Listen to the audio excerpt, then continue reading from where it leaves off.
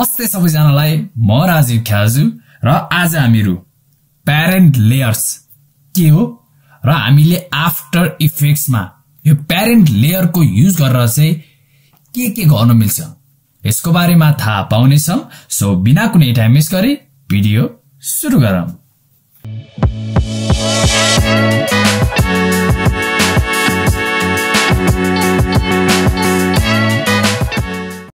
हामीले एउटा composition create गर्छौं कम्पोजिसन क्रिएट गर्नको लागि यो न्यू कम्पोजिसनमा तपाईले क्रिएट गर्नुस् र यहाँतिर तपाईले जुन कलर भए पनि जस्तै कि म यो ब्ल्याक कलर चाहिँ डिफल्टमै हाल्छु त्यसपछि ओके गर्छु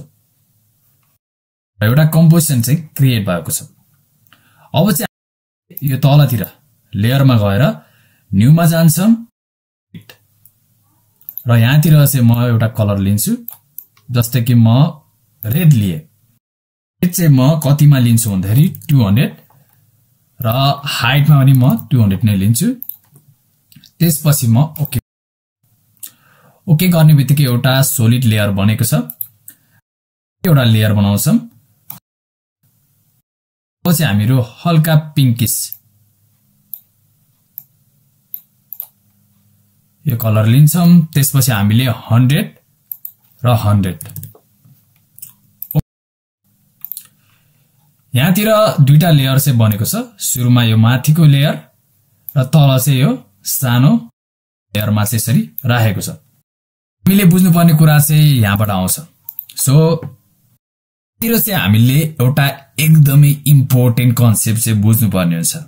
so I will try my best तपाईले बुझ्नुस् भनेर यो ठुलो लेयर भनेको चाहिँ प्यारेन्ट्स भनेर हामीले मानौं यो चाहिँ प्यारेन्ट्स हो प्यारेन्ट्सलाई चाहिँ म पी भनेर डिनोट गर्छु र सानो जुन चाहिँ यो सानो सोलिड छ पिंकिश कलरमा त्यसलाई चाहिँ म के मान्छु भन्दाखेरि सन अथवा चाइल्ड तपाईले मान्न सक्नुहुन्छ सी यो भनेको चाहिँ प्यारेन्ट्स भयो र यो भनेको चाहिँ चाइल्ड हो र यहाँतिर चाहिँ हामीले एकदमै इम्पोर्टेन्ट कन्सेप्ट बुझ्यौ भने मात्र हामीले यसपछिको प्रोसेस चाहिँ हामीले गर्न सक्छौं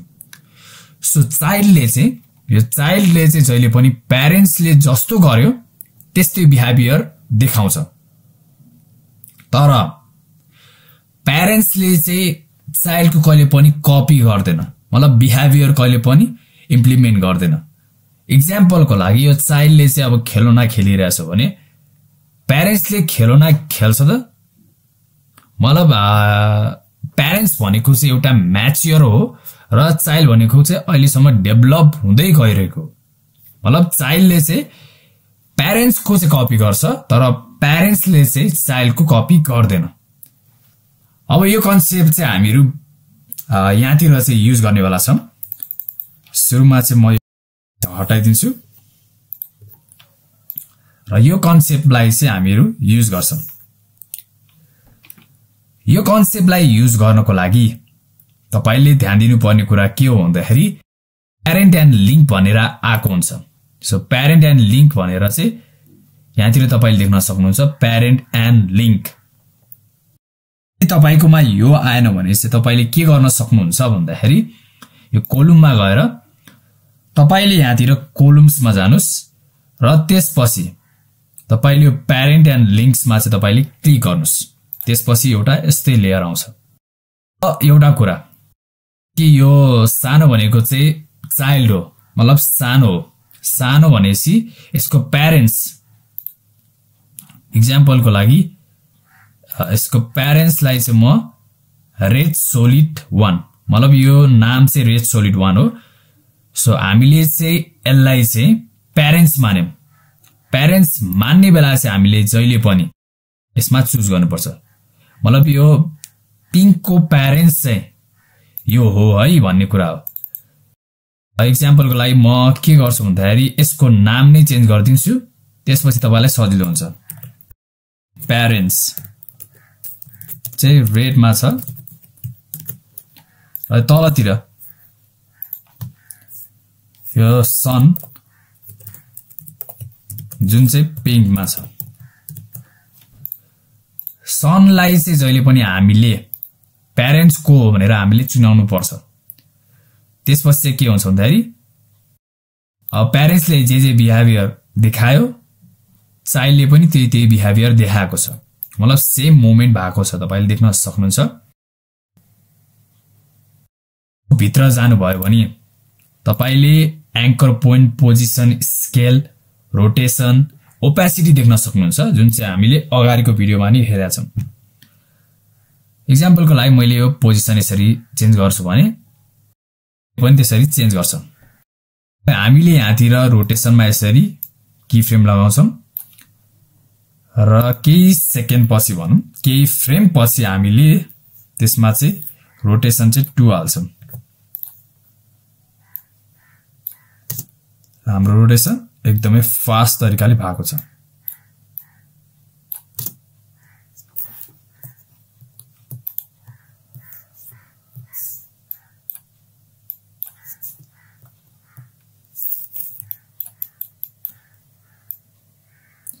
सो प्यारेन्ट्स को मोमेन्ट अनुसार चाहिँ चाइल्ड को पनि मोमेन्ट यसरी भएको तपाईले देख्न सक्नुहुन्छ। अब यदि हामीले सन को हामीले ट्रान्सफर्ममा भएको anchor point, position, scale, rotation र ओपेसिटी चेन्ज गर्यो भने त्यो प्यारेन्ट्स को चाहिँ केही पनि चेन्ज हुँदैन। जस्तो कि एक्जाम्पलको लागि तपाईले बुझ्नुस् कि स्केल छ, स्केल चेन्ज गर्दाखेरि यो प्यारेन्ट्स को स्केल चाहिँ चेन्ज भएको छैन। रोटेसन यसरी चेन्ज गर्छु भने पनि यो प्यारेन्ट्स छ जुन चाहिँ रेड कलरमा त्यो चेन्ज भएको छैन। ओपेसिटीमा पनि तपाईले देख्न सक्नुहुन्छ। सो यहाँबाट चाहिँ हामीले सोलर सिस्टमको जुन तरिकाको एनिमेसन चाहिँ यही तरिकाबाट हामीले गर्न सक्छौं। तपाईले प्यारेन्ट लेयर के हो र हामीले चाहिँ यो कसरी युज गर्न सक्छौं एउटा सिम्पल कन्सेप्ट हो, तर तपाईले चाहिँ आजको भिडियोबाट चाहिँ बुझ्नुभयो भन्ने आशा लिदैछु। सो हामीहरु फेरि पनि एउटा नयाँ भिडियोमा भेट्ने छौं। यदि तपाईले यो टाइमसम्म पनि सब्स्क्राइब गर्नु भएको छैन भने you can subscribe our channel for more videos and have a nice day.